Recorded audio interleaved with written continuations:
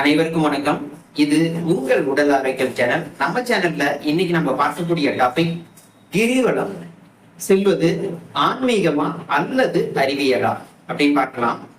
முதல்ல கிரிவலம் அப்படின்னா என்ன அப்படின்னு பார்த்தோம்னா, ஒரு மலைப்பகுதி அல்லது புனிதமான இடங்கள், கோவில் அப்படின்னு நம்ம சொல்லலாம். இத சுற்றி வருவதுதான் கிரிவலம் அப்படின்னு நம்ம சொல்லலாம். தமிழ்நாட்டுல இது மாதிரி நிறைய இடங்கள் இருக்கு.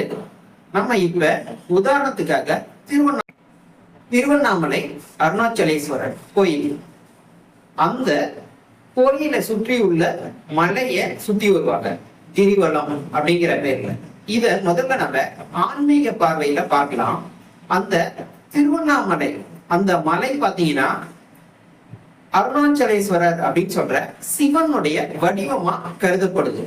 இத சுற்றி வருவது, யார் ஒருவர் அதை சுற்றி வராரோ என்னுடைய வாழ்க்கையே அருணாச்சலேஸ்வரராகிய உன்னை சுற்றிதான் அப்படின்ட்டு அந்த ஆன்மீகம் சொல்லுது. இது தவிர நீண்ட தூரம் கால்ல நடப்பதனால, குறிப்பா வெறுங்கால நடப்பதனால மன அமைதி கிடைக்குது.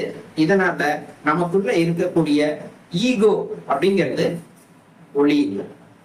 இது தவிர பௌர்ணமி நாள்ல அந்த நிலவு ஒளியில கிரிவலம் வரும் பொழுது உடல்ல இருக்கக்கூடிய, குறிப்பா மனதில் இருக்கக்கூடிய தீய எண்ணங்கள் ஒளியுது, நல்ல எண்ணங்கள் மேலோங்குது. இது பாத்தீங்கன்னா ஒரு ஆன்மீக பார்வை. இதவே நம்ம அறிவியல் பார்வையா பார்த்தோம் அப்படின்னு பாத்தீங்கன்னா, அந்த மலையை நம்ம சுத்தி வரோம், நடைப்பயிற்சி பண்றோம். இதனால பாத்தீங்கன்னா பிளட் சர்க்குலேஷன் மேம்படுது. இதனால இதயம், நுரையீரல் இதெல்லாம் ஆரோக்கியமா இருக்குது. இது தவிர மலையை சுற்றி பாத்தீங்கன்னா மரங்கள், தூய்மையான காற்று இதெல்லாமே இருக்குது. இது பாத்தீங்கன்னா நம்ம சுவாசிக்கும் பொழுது சுவாசம் ஆழமானதா இருக்குது. இது தவிர பாத்தீங்கன்னா நீண்ட நேரம் நம்ம நடக்கிறோம் இல்லையா, அதுவும் அமைதியா மனதை ஒருநிலைப்படுத்தி நடக்கும் பொழுது மன அழுத்தம் குறையுது, ஹார்மோன் சமநிலை மேம்படுது. இது தவிர வெறுங்கால நம்ம நடக்கும் பொழுது நம்ம உடலுக்கும் பூமிக்கும் இடையேயான அந்த எலக்ட்ரிக்கல் பேலன்ஸ் பண்ணுது. இதனால பாத்தீங்கன்னா நமக்கு தூக்கம் மேம்படுது. இது தவிர பாத்தீங்கன்னா நம்மளுடைய காலினுடைய பாதத்துல நரம்பு முடிச்சுகள் நிறைய இருக்கு.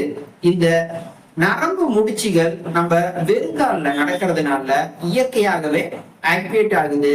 அப்ப நரம்பு மண்டலம் முழுமையா வேலை செய்யும். அப்ப இந்த கிரிவலம் அப்படிங்கிறது பாத்தீங்கன்னா ஆன்மீகம் கலந்த ஒரு அறிவியல் ரீதியான பயன்களை தரும் ஒரு செயல் அப்படின்னு நம்ம புரிஞ்சுக்கலாம். சோ இதை நம்ம புரிஞ்சுக்கிட்டு கிரிவலம் நடக்கலாம்.